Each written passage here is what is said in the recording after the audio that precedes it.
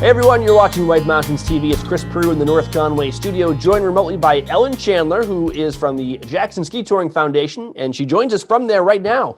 Ellen, thanks for joining us today. Nice to be here, Chris. Let's talk a little bit about cross-country skiing. I think if there was ever a year for cross-country skiing, this is it. It's the ultimate social distance-friendly activity.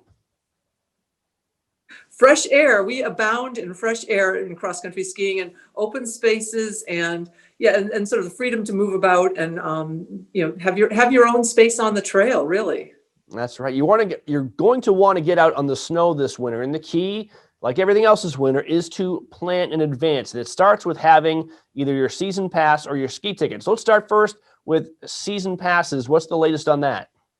well, season passes are proving to be very, very popular this year. And the big, there's always a big advantage to a season pass because it encourages you to ski more, and it lets you grab those little 30-minute chunks of time that sometimes that's all you have in a busy day. And in any year, a season pass is a great deal. This year, it's even more important because you can go straight to the trailheads. We have 5 different trail networks here in Jackson, and even more trailheads. I'd say there's almost 2 or 3 trailheads per trail network. So just do the math and think of all the different ways you can go straight to the trail with a season pass. So it's just an even better idea than ever. That's a great idea. And this winter, there will be some day passes available at the Base Lodge, but it may work a little bit differently this year because there will be limited access to the Base Lodge, right? Yes, I mean, we like all of us, we're all sort of eliminating pinch points and making people spread out so that we're not bunching together. And we do have a wonderful ticket window, literally a window to the outside, so people can come from their car, not even have to enter the lodge and buy a ticket. But it's still, when you buy a day ticket, it's a transaction. It takes a few minutes, and if there are more than one party coming, you might have to wait. So again, it makes the season pass a little bit more valuable. But if you're only going to ski a few days, then your day ticket, you'll have the option of coming into the building. Again, we'll have some limitations to the number of people in the building, or go to our outside window. It's on, for people who know our building, we have a patio out back, and we're going to have we're going to open the pathway to the patio, so you can just go right to the window. That's fantastic. We knew that window would come in handy one of these days, right? I know. I think they built the building 20 years ago. It's probably been opened 3 times in the last 2 decades. And what about for people who say, okay, yes, I want to get out in the fresh air and cross-country ski this year, but I don't know how to cross-country ski. Will you still have some programs available?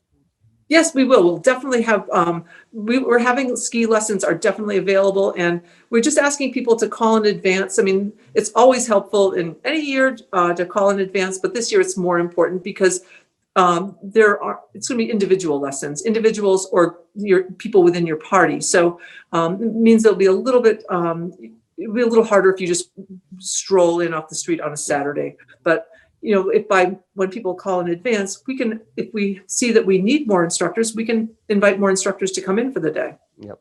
So plan in advance, and you guys are also trying to run some of your other programs, right, in a socially distanced manner this winter?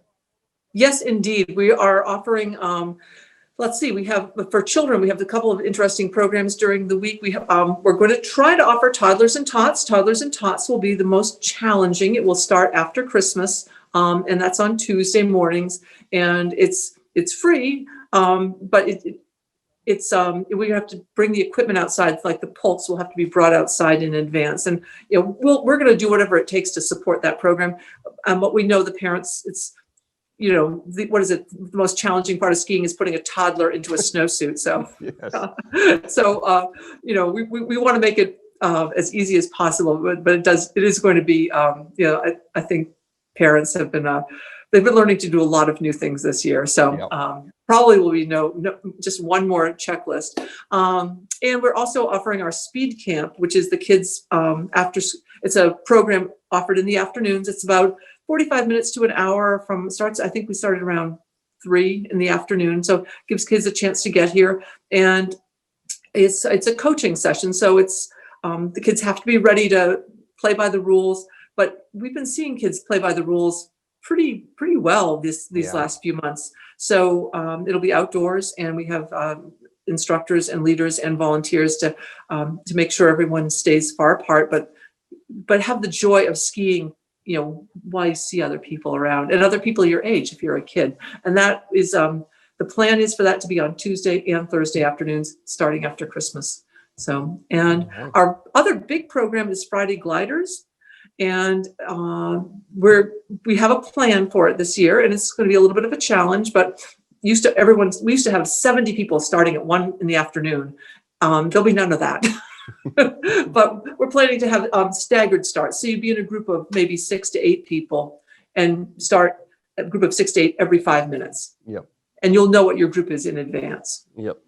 So. And probably no cheese and cracker gatherings indoors this year, but there'll be sacrifices need to be made, I guess, for the greater good. Yeah. No party platters. Yep. We're talking with Ellen Chandler of the Jackson Ski Touring Foundation in Jackson Village, New Hampshire. Ellen, when is skiing going to start? Is it as simple as when the snow falls? It really is. I mean, we have a chart of all our trails that we work on, and we're always, as I tell people, as soon as it's printed, it's out of date because there's always something going on. Yep.